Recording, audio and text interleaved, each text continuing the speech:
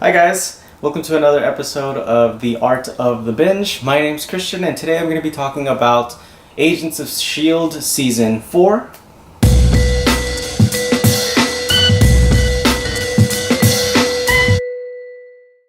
Agents of S.H.I.E.L.D. Season 4 picks up a few months after the end of the third season.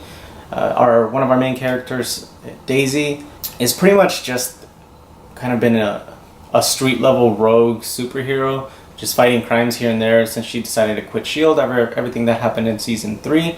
And she kind of just feels like a martyr. She's just walking around sad, depressed, but wanting to still do good, mostly because she feels guilty about what she did. And right away we get introduced to one of the coolest people in the MCU as of right now, in my opinion. Coolest person to show up on Agents of S.H.I.E.L.D., and that is the freaking Ghost Rider. This Ghost Rider is not the classic Johnny Blaze version. This is the Robbie Reyes version. He drives a black car, which when it's on fire, it looks freaking badass. His power sets are pretty sweet. His fight moves are pretty sweet. When you see him on screen, the CGI actually looks pretty great. It was a great addition to the season. It made sense since the season started off a few months before Doctor Strange was going to be released, so they kind of wanted to show you that all that magic and supernatural stuff kind of all lines up. Phil Coulson's back as just a leader of his own team. He's not really the director of S.H.I.E.L.D. anymore. You learn a little bit about what occurred there. The battle with the Inhumans is still kind of going on. What I like about this season is that even though they're still scheduled to be like a classic TV season, runs from the fall up until the beginning of the summer. That usually takes about 22 episodes. Most shows run about that time. What I like about this season is that they pretty much are understanding how we view television now, that it's all about binge watching it, about watching it in quick snippets, and that less is actually more. So that's why I really like that in this season, similar to last season, that they split it up into different chunks. That way you can chunk off the different arcs that you're going through, but overall it still feeds the same story. So the first part deals with them fighting off a supernatural force. Again, this ties in a lot to Doctor Strange, and those references are a little bit peppered into the first half of that season. This is also some of the episodes that feature a lot of the Ghost Rider, which is pretty neat, so it really engages you right at the beginning.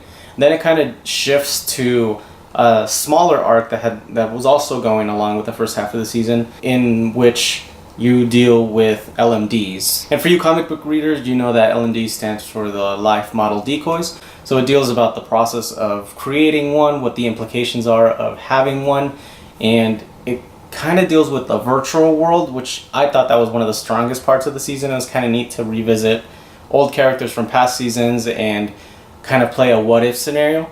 The way the two stories and all the arcs kind of finished off for the season, I think were fantastic. What I really like about this season, which I feel that is the best season so far, is that it's not really relying on the rest of the MCU now.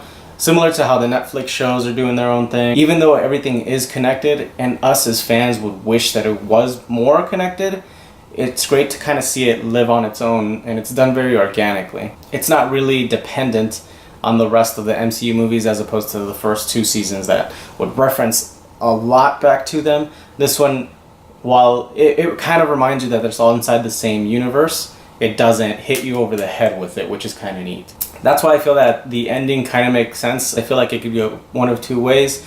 I still feel that it potentially could line up perfectly of how they're trying to do the movie schedules, as well as how the Netflix shows are lining up, but that's something we'll have to see until next season. But overall, it's a much, much stronger season than the third one. Best one overall. Not really moving all over the place. It kind of had a nice structural story to it, and I really liked how, even though it did have that story, it was still able to be chunked off in those small bite-sized, almost mini seasons. So you almost felt like you were watching 3 seasons in one, but it didn't get too convoluted. It was all nice and streamlined.